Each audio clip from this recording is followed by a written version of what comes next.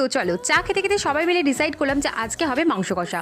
তো তার জন্য রীতিমতো আমার আর বাবার মধ্যে ঝামেলা লেগে গেছে যে কে মাংস কষা করবে, আমি না বাবা, কারণ বাবারও মাংস কষা করতে খুব ভালো লাগে আর আমারও মাংস রান্না করতে খুব ভালো লাগে। তো রীতিমতো আমি জিতে গেছি। তো তার জন্য এখানতে নিয়ে নিয়েছি মাংসটাকে ভালো করে ম্যারিনেট করে নিয়েছি।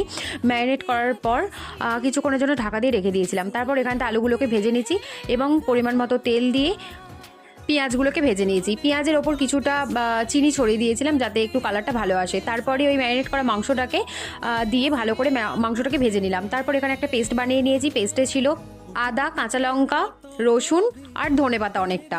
তো এখানে ধনেপাতার ফ্লেভারটা খুব ভালো আসছিলো। তারপর এখানে পেস্টটা দিয়ে ভালো করে মাংসটাকে কষাতে হবে, তো যাতে একদম মশলা গন্ধ চলে যায়।